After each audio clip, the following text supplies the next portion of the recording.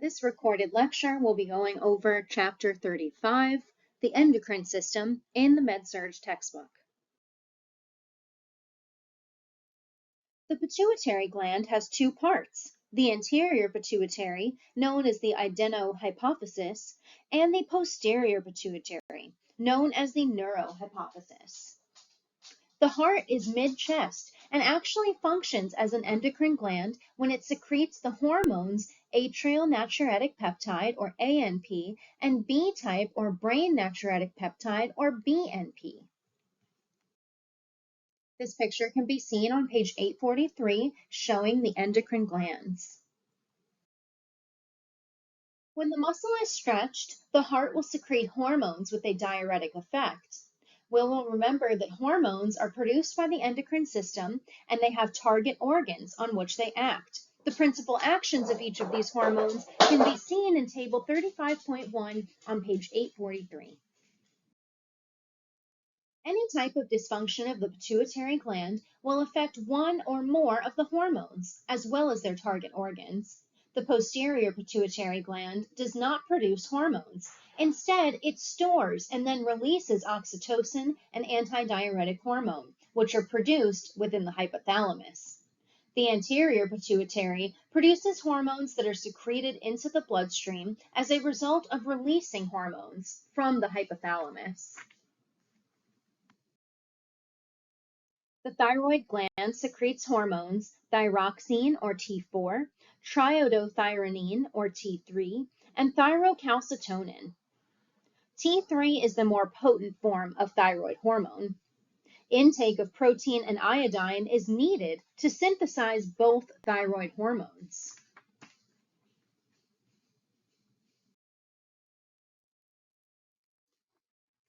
And this picture can be seen on page 845, showing the effects of hormones from the pituitary gland.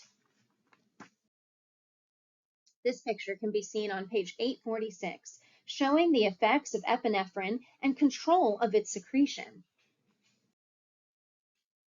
Parathormone, or parathyroid hormone, is produced and secreted by the parathyroid glands. A low calcium level will stimulate the release of parathormone, which increases the plasma level of calcium. A high calcium level will inhibit the release of parathormone. It also stimulates the production of the active form of vitamin D. This enhances calcium absorption within the small intestine. Parathormone also acts on bone, causing the release of calcium from bone into the bloodstream. Calcitonin, which is released by the thyroid gland, is the balance to parathormone that causes calcium to go back into the bones and allows for renal excretion to reduce calcium levels within the blood. The adrenal medulla secretes two hormones, epinephrine and norepinephrine. These are known as catecholamines. They do this in response to stimulation from the sympathetic nervous system. Epinephrine prepares the body to meet stress or emergency situations and prevents hypoglycemia. Norepinephrine functions as a pressor to maintain blood pressure. The two major types of hormones secreted by the adrenal cortex are the mineralocorticoids, aldosterone, and glucocorticoids, cortisol. The adrenal gland also secretes small amounts of androgenic hormones, which have effects similar to those of male and female sex hormones. The mineralocorticoids affect the electrolytes, particularly sodium, potassium, and chloride. The primary mineralocorticoid is aldosterone. This promotes conservation of water by acting on the kidney to retain sodium in exchange for potassium. Without the mineralocorticoids, a person would die within 3 to 7 days because these hormones directly control fluid balance, blood volume, cardiac output, exchange of nutrients, and waste in every cell. Mineralocorticoids affect chemical processes and glandular functions within the body. The glucocorticoids are essential to the metabolic system for proper use of carbohydrates, proteins, and fats. The primary glucocorticoid is cortisol, or hydrocortisone. Cortisol acts to increase glucose levels in the blood. It also helps counteract the inflammatory response. Both aldosterone and cortisol are controlled by adrenocorticotropic hormone, or ACTH. releasing the hormone from the hypothalamus and ACTH secreted from the anterior pituitary. And this picture can be seen on page 847, showing the regulation of aldosterone and cortisol secretion. The pancreas is both an endocrine and an exocrine gland. Its endocrine function is to produce the hormones insulin and glucagon. The beta cells are responsible for producing and secreting insulin. Insulin is needed for cells of the body to be able to use glucose as fuel. Hormones that usually decrease with older age include aldosterone, renin, calcitonin, and growth hormone. Specific hormones decrease in older women, estrogen and prolactin, and older men, testosterone.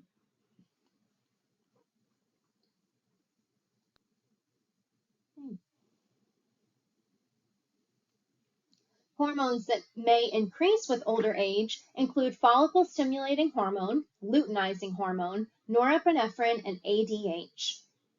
Blood glucose levels will rise with older age, with fasting levels climbing about 1 milligram per deciliter for every decade after the age of 50 years, and postprandial levels increasing 6 to 13 milligrams per deciliter.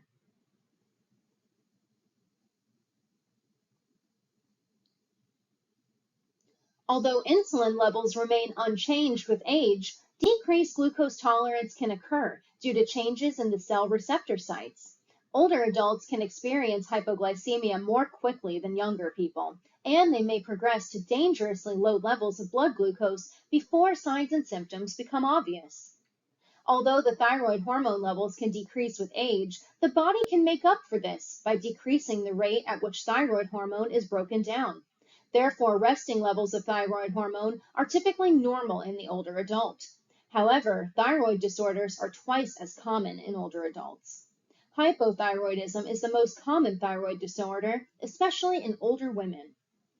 The amount of hormones secreted by older adults changes, decreasing an individual's ability to adapt to stress and respond to environmental changes. The endocrine system regulates metabolism, growth, and development, sexual function, and reproductive processes. A primary function of the endocrine system is to synthesize and release hormones directly into the bloodstream. The cells and tissues that are affected by a specific hormone are called its target cells or target tissues. Hormones from one endocrine gland can affect another endocrine gland.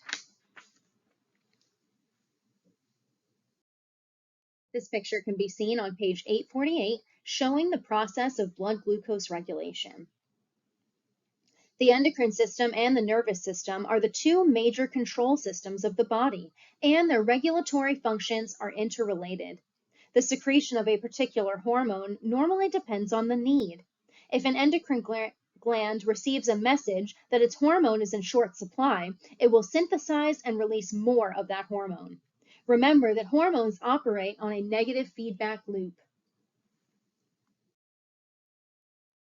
Endocrine disorders are caused by an imbalance in the production of hormone or by an alteration in the body's ability to use the hormones produced.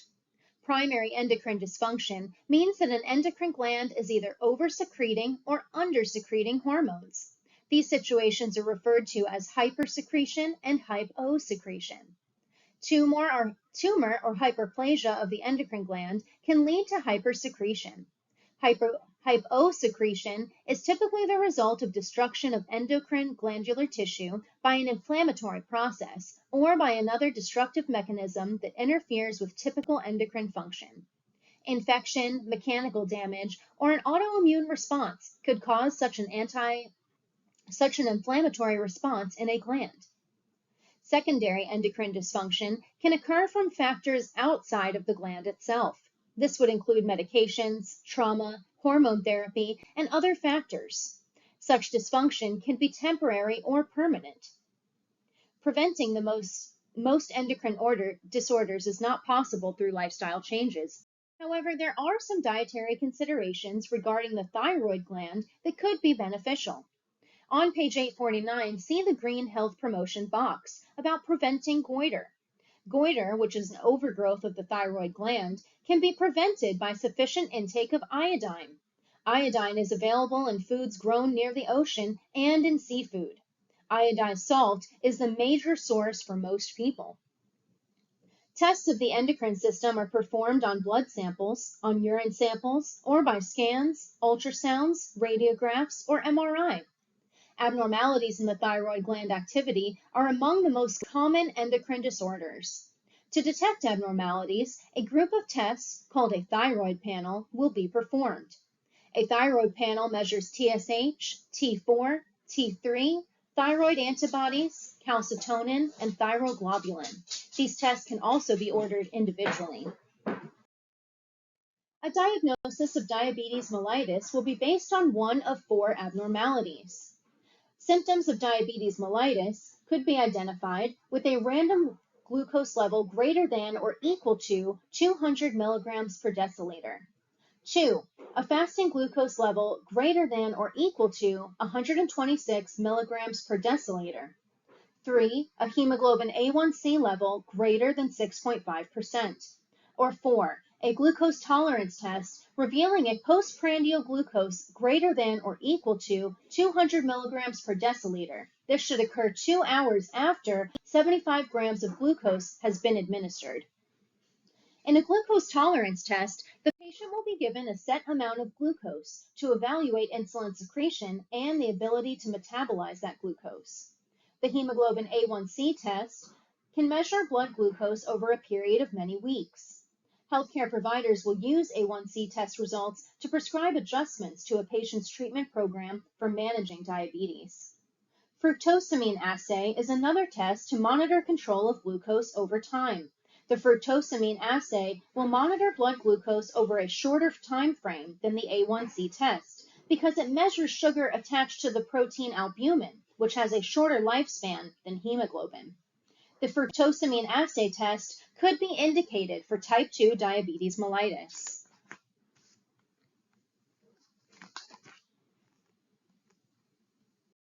The patient's perception of the function of various body systems affected by the endocrine glands will be essential to collect during patient interview.